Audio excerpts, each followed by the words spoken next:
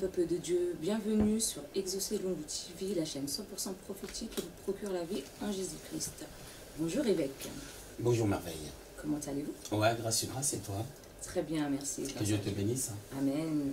Alors le thème de notre émission aujourd'hui est les enjeux de l'appel.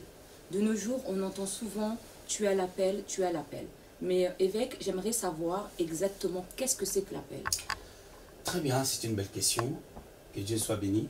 Au fait, l'appel, partons du grec, déjà l'appel c'est une vocation. Voilà. L'appel c'est une vocation. C'est une interpellation de la part du Seigneur afin que sa créature devienne premièrement son fils en croyant en Jésus comme Seigneur et Sauveur. Et puis après, nous sommes quand même sauvés pour servir notre Dieu. C'est-à-dire l'appel de Dieu, c'est pour s'élancer dans une certaine direction. Et cette direction, c'est faire un choix de suivre les seigneurs et de les servir. D'accord. Est-ce que cette vocation est faite pour tout le monde ou c'est réservé seulement aux chrétiens? Lorsqu'on parle de la vocation, déjà parlant de l'appel, on est en train de mettre vraiment l'accent sur la chrétienté. C'est-à-dire on ne peut pas parler de l'appel en mélangeant tout le monde. C'est-à-dire nous savons qu'il y a des bénédictions qui sont là pour tout le monde, le soleil apparaît pour tout le monde. Par contre, concernant l'appel, quand on parle de l'appel, c'est Dieu qui appelle. C'est Dieu qui lance une vocation, un appel à suivre un chemin, un appel à une vocation pour les servir. Cette vocation, c'est de les servir. D'accord. Voilà. Donc du coup, en gros, l'appel, c'est le fait de servir Dieu, c'est ça? Mais souvent, on entend, tu as l'appel ministériel. C'est quoi exactement l'appel ministériel? Très bien. J'aimerais quand même définir les étapes de l'appel. Lorsque Dieu appelle une personne, tout commence par l'appel au salut. Pour ne pas dire qu'il y a plusieurs sortes d'appels, il y a l'appel au salut, il y a l'appel au service, parce que lorsqu'on est né de nouveau, ça ne veut pas dire qu'on est de nouveau les dimanches et puis les lundis on commence à servir Dieu. C'est-à-dire qu'il y a toujours un parcours, on doit servir Dieu, parce qu'on doit être formé pour servir Dieu dans un domaine quelconque. Les protocoles, être modérateur, être chantre, ainsi de suite, il faut quand même que la personne qui a reçu l'appel de la part de Dieu puisse entrer dans la vision.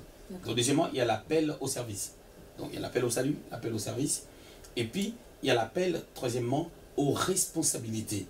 Là, on peut devenir responsable de la chorale, responsable des journalistes, responsable des modérateurs, on peut devenir responsable des jeunes, responsable de lectrices, responsable de... Voilà.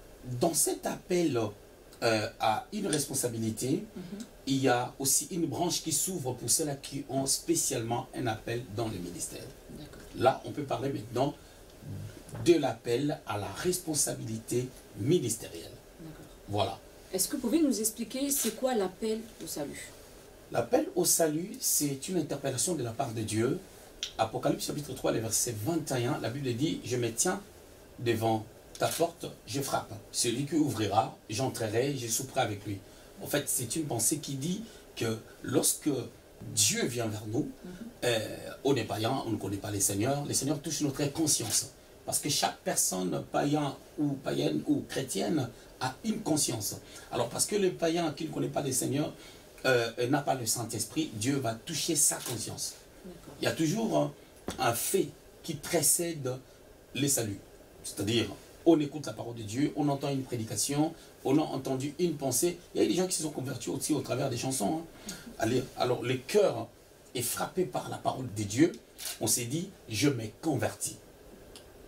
Lorsque je me convertis, avant de se convertir, je me réponds. C'est-à-dire, j'ai dit, je ne marche pas bien, j'ai à plusieurs reprises offensé Dieu, je me réponds et la repentance m'amènera à la conversion. La conversion m'amènera au salut. Et lorsque je reçois Jésus comme Seigneur et Sauveur, je fais partie de la famille de Dieu. Et lorsque je ferai partie de la famille de Dieu, je ne peux pas croiser les bras. C'est là où maintenant l'action du service commence. D'accord. Maintenant, qu'est-ce que c'est exactement l'appel au service? L'appel au service, c'est une interpellation où je dirais un temps où l'homme doit répondre au Dieu qu'il a aimé, qui est mort à la croix, et ce Dieu-là veut que nous puissions le servir. Maintenant, lorsqu'on parle du service de Dieu, nous avons une seule mission. Cette mission est dans Matthieu chapitre 28, le verset 19, d'aller faire les nations des disciples. Mais le comble, c'est quoi? Lorsqu'on vient à l'église, lorsqu'on est né de nouveau, lorsqu'on veut suivre les seigneurs, on nous présente des fois mal les choses. On doit nous faire comprendre d'abord les intérêts du royaume, sauf que on met nos besoins en nous en exergue. C'est-à-dire, le pasteur nous dit, écouter, tu es venu, le Seigneur va te bénir, c'est une bonne chose. Il faut que tu connaisses l'ennemi de ta vie, les gens qui combattent ta vie, il faut que tu puisses les connaître afin que tu sois bien. Or, les chemins, c'est pas ça. La Bible dit dans Matthieu 6, verset 33, cherchez premièrement le royaume et la justice de Dieu, et le reste vous sera donné par-dessus tout. Ce que nous avons besoin, le Seigneur va le régler. Mais nous, notre objectif, c'est de pouvoir les servir. Et là, les enfants d'Israël, lorsqu'ils ont quitté, ils voulaient quitter l'Égypte, Moïse est en train de dire à Pharaon, Dieu a dit, laisse aller mon peuple pour que nous puissions les servir dans le désert. C'est-à-dire, ils sortaient de l'Égypte pour aller servir Dieu. C'est-à-dire, là où ils étaient, ils ne pouvaient pas servir leur Dieu. Ils devaient aller dans la terre promise, la terre que Dieu avait prévue pour eux, pour les servir. Donc, lorsqu'on vient à l'église, l'objectif, c'est de servir. Notre service fera des nations les disciples. Je prends un exemple bête. Tu me poses des questions et je réponds aux questions. Nous deux, nous faisons des nations les disciples. Parce que quelqu'un nous écoutera, il sera enseigné, il sera exhorté, il peut être touché. C'est-à-dire, le but c'est ça, c'est de faire les nations des disciples, et cela s'est fait d'une manière ou d'une autre. Une autre personne par la chanson, une autre personne c'est en prêchant, une autre personne c'est en évangélisant, même dans la rue. Mais maintenant j'aimerais savoir, quand tu viens à l'église, tu es chrétien, tu es né de nouveau, comment savoir c'est à quoi Dieu t'a destiné en fait? Comment savoir dans quel service tu dois être? Tu sais, raison pour laquelle il est très important pour se référer à la parole de Dieu. Moïse avait l'habitude dans le désert, si vous lisez Exode chapitre 18, à gérer tous les problèmes seul. C'est-à-dire en gérant tout seul, il devait être à un moment donné dans l'incapacité de pouvoir savoir exactement les talents que les gens avaient ou les problèmes internes que les gens avaient. Il fallait responsabiliser les gens.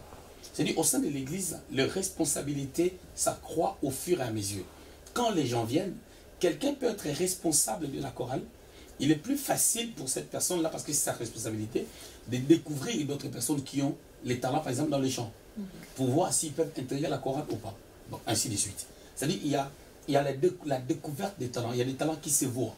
Quelqu'un qui sait parler, quelqu'un qui a une belle diction. On dit, mais cette personne-là peut commencer à lire la Bible lorsqu'on enseigne la parole de Dieu. Parce qu'il y a des prédicateurs qui lisent seuls. Il y a des prédicateurs qui aiment qu'une autre personne puisse lire.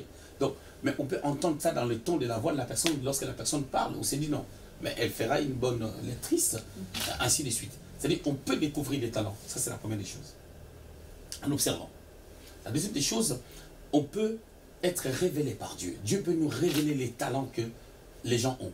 Hein? Paul est en train de dire à Timothée, ne néglige pas les dons que tu as reçus premièrement par prophétie et par imposition des mains. C'est-à-dire, c'est comme si Dieu avait dit que Timothée va commencer à développer tel don dont la prophétie l'a annoncé, et quand on lui a imposé la main, les dons s'est déclenché. Donc la deuxième des choses, c'est la révélation.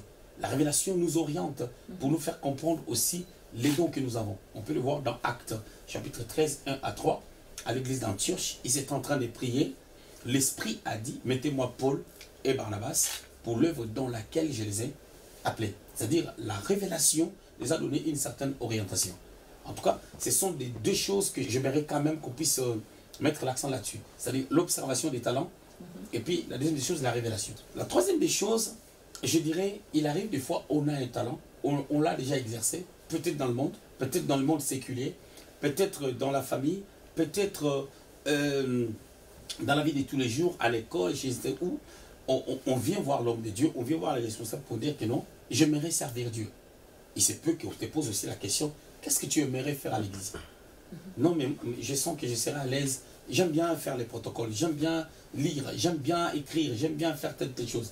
Ça, c'est aussi un moyen qui nous permet de pouvoir travailler ensemble pour la cause du royaume. Et maintenant, pour toutes les personnes qui veulent servir dans tout ce qui est ministériel, quels sont les enjeux pour ces personnes-là? Très bien, très très belle question. Le ministère, ce n'est pas quelque chose qu'on veut, qu'on désire. Le ministère, c'est un appel. C'est un appel assez particulier. Dieu a appelé tout le monde au salut, mais sauf que celui qui donne le ministère, ce n'est pas Dieu, mais c'est Jésus. Ephésiens chapitre 4, 8 à 12, la Bible déclare, étant monté au ciel, il a fait des dons aux hommes. Celui qui donne les dons spirituels, c'est le Saint-Esprit. 1 Corinthiens chapitre 12. Mais celui qui donne l'appel au ministère, c'est Jésus. Mais celui qui nous appelle au salut, c'est Dieu. Qui a aimé le monde, il a donné son Fils unique. Jean 3, verset 16. Il faut comprendre que le ministère, c'est d'abord un appel, un choix. C'est-à-dire, quand quelqu'un a le ministère, je vais dire encore 3 choses. La première, on peut être révélé. Dieu peut nous dire que cette personne-là est appelée à la prédication, est appelée au ministère. La deuxième des choses, c'est aussi l'observation par rapport à la manière dont la personne est en train de grandir spirituellement. C'est comme un enfant qui est à la maison, qui est né un jour, qui prend le biberon, que la maman allaite, et l'enfant commence à faire les 4 pattes. L'enfant marche. À un moment donné, on va commencer à découvrir les talents de l'enfant. Je peux donner un exemple bête. Il y a un fils à l'église, Jonathan. Jonathan, comment j'ai découvert les talents de la musique qui est en lui? Dans sa famille, j'avais des musiciens. Mais Jonathan est le petit frère de ma femme. Mais Jonathan, je l'ai vu à partir de l'âge de 2 ans. Il avait 3 ans, il prenait les télécommandes, il voulait taper les télécommandes sur la table et tout, il cassait les télécommandes. Mais sa maman s'est fâchée, l'évangéliste Lauriane, que j'ai salué en passant, elle disait, tu casses, tu abîmes les affaires, et sa maman, elle n'était pas d'accord avec l'enfant. Moi je disais, c'est un talent de la musique qui est en train de se révéler. C'est-à-dire ça, c'est une révélation. Donc, on reçoit la révélation par les actes que l'enfant pose. C'est l'une des voies qui nous amène à pouvoir distinguer un talent quelconque. Il arrive des fois, il y a des enfants, tu verras, il prend le micro, il prend la fourchette, la cuillère, je sais pas, la torche, pour l'utiliser comme un micro, il est tout le temps en train de prêcher, tout le temps en train de prêcher, tout le temps en train de prêcher. On peut remarquer quelque chose d'assez particulier dans la vie de cet enfant. Et moi, j'observe beaucoup les enfants. Il y a un enfant aussi à l'église, l'enfant d'une de mes filles, Ornella, et Elvis, Gracie. Donc, j'ai vu sa vie, comment elle était née, des choses qu'elle dit, des choses qu'elle fait. Donc, tu sens que c'est un enfant mystérieux, c'est un enfant qui a une gloire, c'est un enfant, il y a une tendance prophétique en elle. C'est comme ça, en observant, on voit, plus les enfants grandissent, on va essayer maintenant, après, savoir comment les encadrer, ainsi de suite. Là, c'est le cas de personnes qui montrent les rappels. Il y a des gens qui naissent, l'enfant naît, les signes ou les événements qui entourent sa naissance peuvent vous amener à dire que cet enfant est particulier. Le cas de Moïse. Les parents n'ont pas reçu la révélation de sa personne. La Bible n'a pas dit que ses parents ont reçu la révélation que vous aurez un enfant qui sera ceci, cela, comme le cas de Jacob. Et Jacob, sa maman a reçu la révélation de la personne que Jacob sera, différemment de Moïse. Mais Moïse, lorsqu'il est né, tous ces événements pouvaient être un signe. La troisième des choses que j'aimerais dire, il y a des gens, l'enfant n'est pas encore né, on sait qu'est-ce qui sera sa vie. C'est comme Jean-Baptiste. On a dit il sera grand. Luc chapitre 1er, le verset 17, il sera grand devant Dieu et devant les hommes. Il ramènera les cœurs des pères vers les enfants. C'est-à-dire il sera le précurseur pour propager les semaines du Seigneur. On connaît déjà sa destinée. Et il arrive que les gens viennent à l'église, ils sont déjà adultes, ils ont 30 ans, ils ont 25 ans, ils ont 40 ans. Mais soit c'est la révélation, soit l'observation partant de la croissance spirituelle de la personne. Ça peut nous permettre de comprendre si on a un appel au ministère. Et pour toutes les personnes qui ont un appel au ministère par révélation ou bien par observation et qui se lancent vite dans le ministère, c'est quoi les enjeux? Mais c'est ça les dangers déjà, c'est ça ce qu'on est en train de vivre actuellement dans cette église finitive, si je peux le dire comme ça. Il y a des gens qui entrent dans l'appel par précipitation. Surtout, cela est lié à la beauté extérieure du ministère, c'est-à-dire la face A du ministère, la face qui est connue. Un homme de Dieu peut être belle voiture, un homme de Dieu peut être considéré, respecté, qui développe une certaine notoriété. Ça attire les regards des gens. Mais les gens ne savent pas qu'il y a un background. Il y a quelque chose qui est caché derrière. Il y a un travail qui s'est fait en coulisses. Ce travail-là est difficile. Il y a une vie derrière. Ce qu'on voit extérieurement, c'est la parure extérieure. Mais à l'intérieur, l'apôtre Paul est en train de dire dans 2 Corinthiens, chapitre 1er, que nous souffrons. Nous souffrons, nous vivons des temps durs, des temps difficiles. Lorsque vous lisez même 2 Corinthiens chapitre 11, Paul est en train d'étaler toutes les souffrances qu'il a pu endurer parlant aux Corinthiens. C'est très difficile. Mais si on ne connaît pas cette face-là, si on ne regarde pas cette face B, cette face cachée, on va dire que le ministère c'est beau, le ministère, les gens vont peut-être t'appeler révérend, papa, machin, tout ça, les gens t'entourent. Mais c'est pas ça. Déjà pour que tu atteignes cette dimension, il y a un travail qui doit se faire derrière. Donc, le ministère, on doit laisser le temps au temps. Si on ne laisse pas le temps, c'est la mort. Quand on est pressé, c'est la mort. Regardez, j'ai vu beaucoup de personnes abandonner précipitamment. Aussitôt entrés dans le ministère, aussitôt le diable les a attaqués. Aussitôt le diable les a détruits. Parce qu'il n'y avait pas de fondement solide. La Bible dit, si une maison est bâtie avec du sable, et ça va s'écrouler. Mais lorsqu'une maison est bâtie avec des fondements solides, peu importe les vents, cette maison va tenir. D'accord. Et à l'inverse, quels sont les enjeux pour les personnes justement qui ont un appel ministériel mais qui refusent de répondre ou bien de servir Dieu? C'est très dangereux lorsqu'on a un appel et qu'on ne veut pas répondre à cet appel pendant qu'on est conscient. Les dangers, ou je dirais le poids de cette réalité pèse sur nous au moment où on est déjà conscient de l'appel et on ne veut pas se lancer dans l'appel. Paul dit, malheur à moi si je ne prêche pas l'évangile parce que c'est une charge qui m'a été imposée. C'est-à-dire, il sait que si ça dépend de lui-même, il pouvait ne pas faire ça.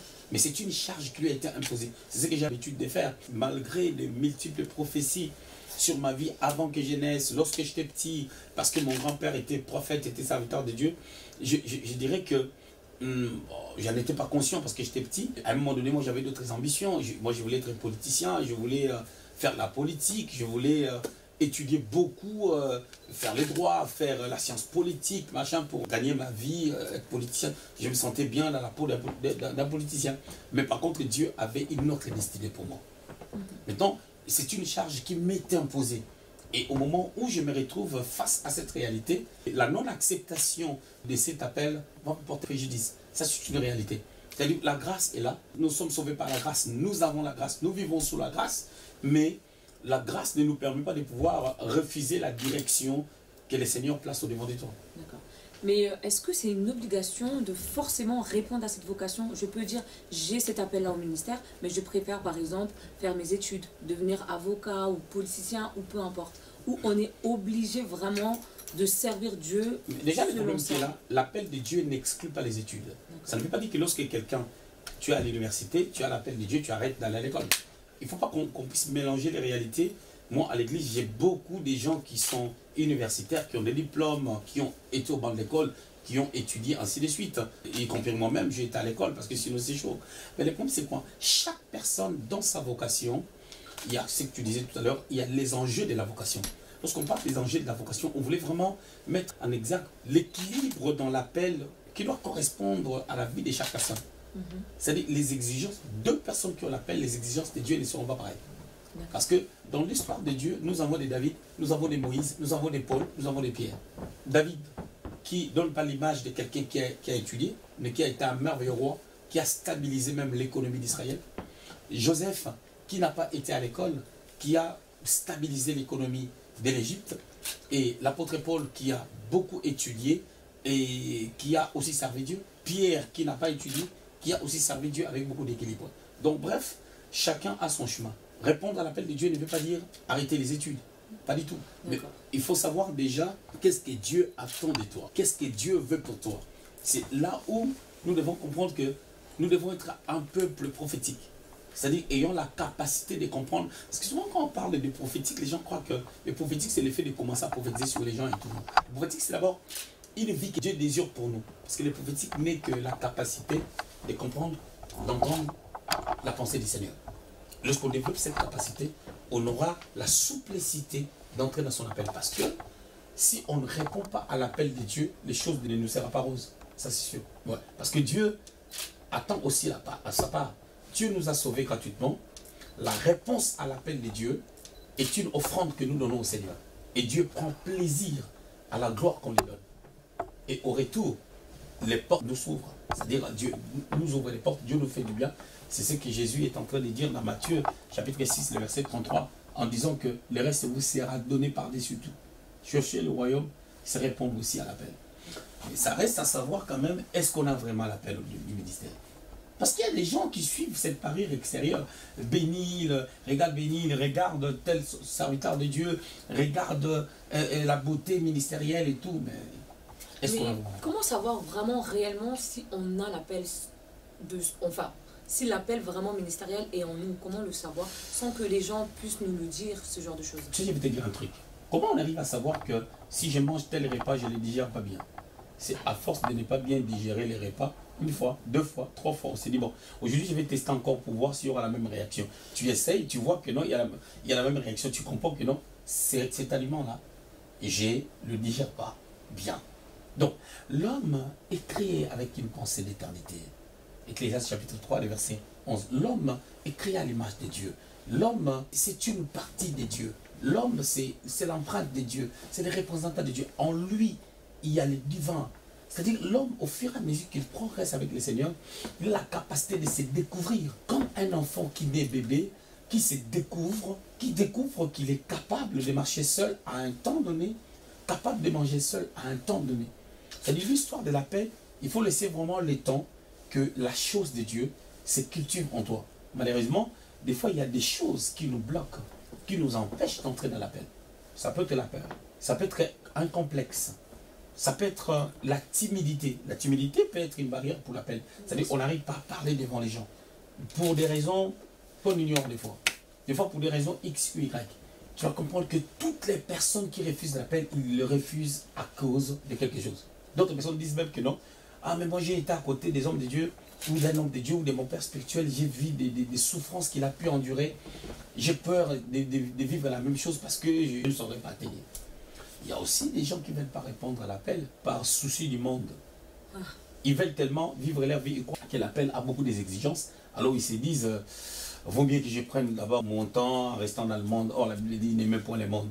C'est-à-dire, les systèmes du monde essayent de nous contrôler. On doit transcender ces systèmes. Tout à l'heure, vous avez dit comme quoi qu'on peut, enfin, pour savoir si c'était fait pour nous ou pas, c'est en fonction de certaines choses qu'on se rend compte que c'est pas fait pour nous.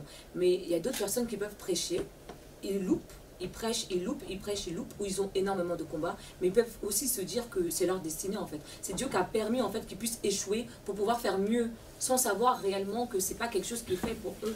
Concernant l'appel, il y a quand même une particularité. Quelqu'un qui a l'appel de Dieu, sincèrement, j'aime un passage de Romains qui dit l'Esprit rend témoignage, pardon, à notre esprit que nous sommes des dieux. Hein? C'est-à-dire, lorsque quelqu'un a l'appel de Dieu, peu importe cet tâtonnement, si cet appel est authentique, ça finira par sortir. On n'a pas commencé à bien prêcher aussitôt qu'on a donné notre vie au Seigneur ou aussitôt qu'on a été débutant dans la prédication et tout, alors on va bien prêcher, non. Toute chose, tout apprentissage s'est fait avec des lacunes. Avec on boite, on titube et on n'a pas encore de l'équilibre. Et au fur et à mesure, on va voir les progrès. L'une des choses qui démarque l'appel dans la vie d'une personne, c'est les progrès. C'est-à-dire on commence quelque part avec des faiblesses et puis on progresse au fur et à mesure. Et cette croissance, ces processus-là, on te voit une année avant et une année après, on peut se dire qu'il y a la croissance. C'est l'un des éléments de l'appel de Dieu. Il y a beaucoup de choses qu'on peut dire tout autour à l'appel de Dieu et lorsqu'elle est authentique, ça se sent, ça se voit. Des fois même, il y a les païens qui les remarquent. Et hormis cela, il y a aussi notre attitude, notre façon de vivre, notre façon de faire les choses, notre conduite, je voulais dire. Ça aussi, ça montre aussi l'authenticité de l'appel. Après, l'appel, c'est quelque chose quand on nous parle de ça, ça nous fait peur. Est-ce que vous avez des exemples à nous donner concernant les enjeux, mais côté positif justement de l'appel? Parce que souvent, on met toujours en avant que le mauvais côté de l'appel. Est-ce que vous pouvez nous donner vraiment les enjeux positifs? Pierre avait posé cette question-là à Jésus dans Luc au chapitre 18, 28 à 30. Il a dit, Maître, nous avons tout quitté pour te suivre. Quelle sera notre récompense? Jésus lui dira, toute personne qui abandonne tout pour me suivre aura beaucoup dans les siècles présents et dans les siècles à venir, la vie éternelle. Ça, c'est une meilleure promesse que le Seigneur donne. La vie éternelle et la prospérité ici-bas. C'est-à-dire, nous devons comprendre que celui qui sert Dieu, Dieu le bénit. Dans l'Ancien Testament, Dieu disait aux enfants d'Israël, dans Exode chapitre 23, le verset 25, il dit, vous servirez l'Éternel et l'Éternel bénira votre pain. Sauf que cette pensée maintenant, de nos jours, sous la grâce, le problème c'est quoi? En devenant enfants de Dieu, nous sommes déjà automatiquement héritiers de Dieu et nous sommes bénis.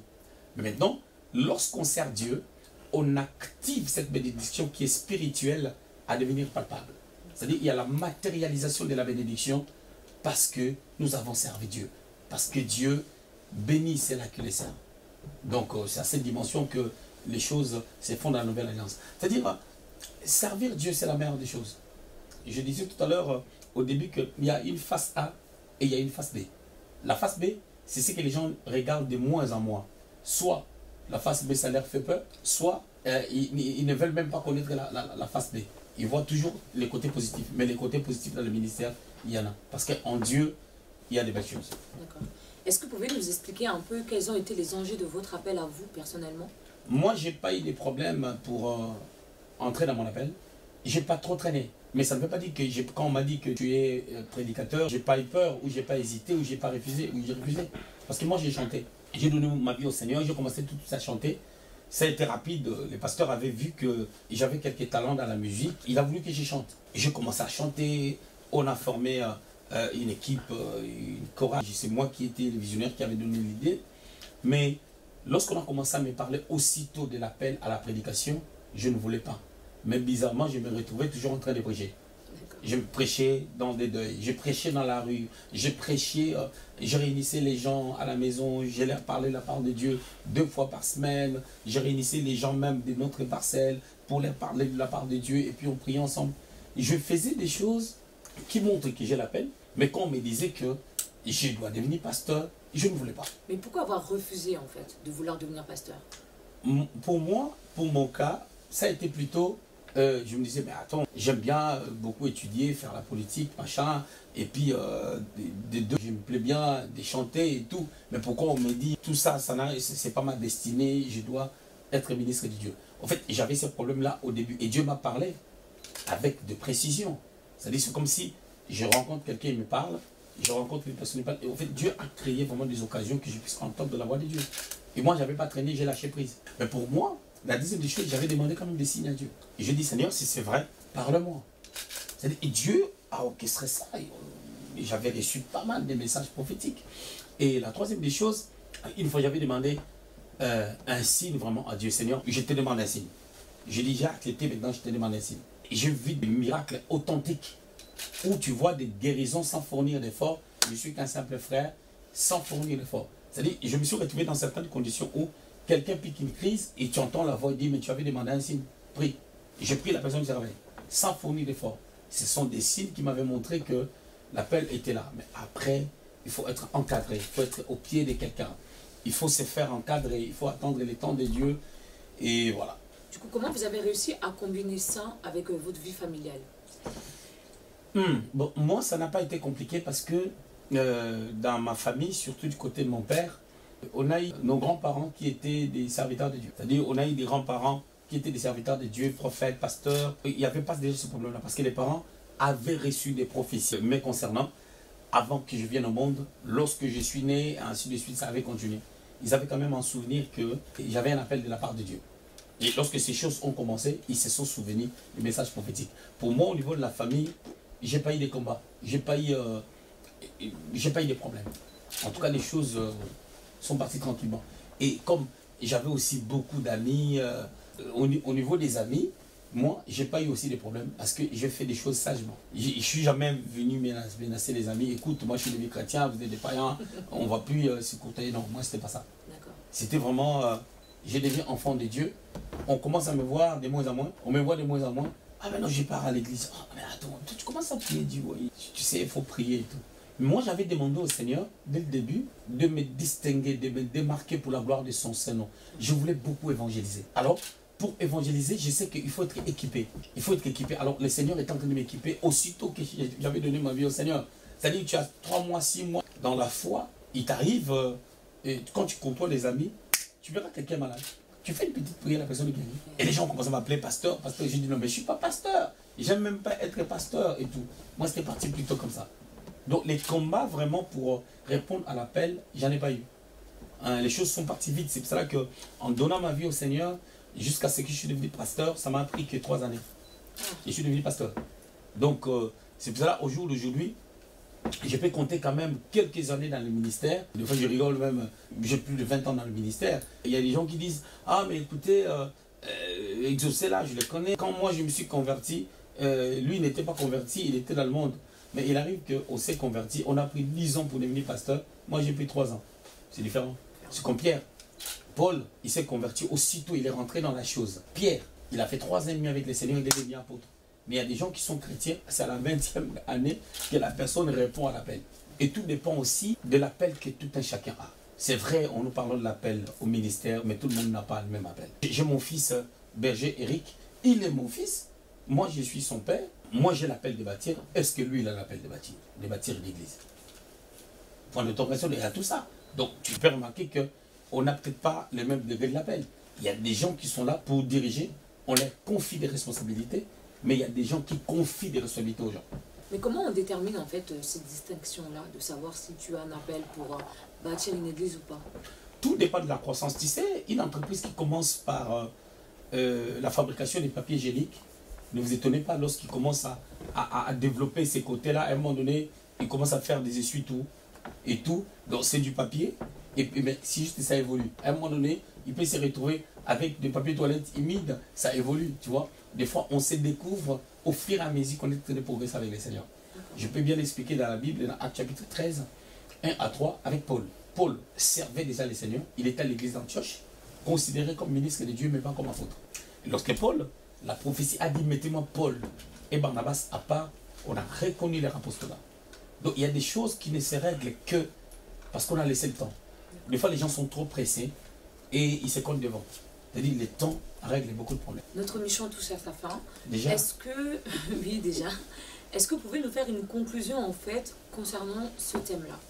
Bon, je dirais, concernant l'appel de Dieu, sincèrement, j'aime une parole que le Seigneur avait donnée. Cette parole, c'est quoi?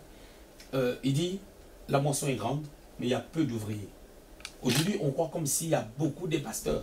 On croit comme si tout le monde est devenu pasteur, c'est faux. Parce que parmi ceux-là qui sont pasteurs, nous qui sommes pasteurs, il y a des vrais, il y a des faux. Là où il y a des faux dollars, il y a aussi des vrais. Mais sauf que jusqu'à aujourd'hui, la moisson est toujours grande. Pourquoi? Parce qu'il y a des zones où Jésus n'est pas encore prêché. Est-ce qu'on a déjà prêché à Bagdad? Est-ce qu'on a déjà prêché en Afghanistan? Est-ce qu'on a déjà prêché dans toutes ces terres-là? Pas encore, raison pour laquelle le Seigneur tarde encore à revenir. Parce que la moisson est grande, mais il y a peu d'ouvriers. Jusqu'aujourd'hui, il y a peu d'ouvriers. Parce que quand on dit qu'il y a peu d'ouvriers, il faut qu'il y ait d'abord l'authenticité de l'appel et deuxièmement, la compréhension de l'appel. Parce que lorsqu'il n'y a pas la compréhension de l'appel, la mission va échouer. Donc c'est ce que je dirais pour clôturer. Quand le Seigneur t'appelle, ne tarde pas. Il faut comprendre, on n'a pas dans son appel seul. L'appel doit être reconnu par des tierces personnes, par une autre personne. Et quant à nous, au moment où on est déjà enfant de Dieu, continuons la marche et en écoutant le Seigneur. Voilà. Voilà, peuple de Dieu, en espérant que l'évêque a pu répondre à toutes les questions que vous posez. C'était Exaucé Lungu TV, la chaîne 100% prophétique qui vous procure la vie en Jésus-Christ. N'oubliez pas de partager cette émission, de liker, d'envoyer à votre entourage, à chaque membre de votre famille, afin que tout à chacun nous puissions être bénis. Que Dieu vous bénisse. Au revoir. Exaucé Lungu TV.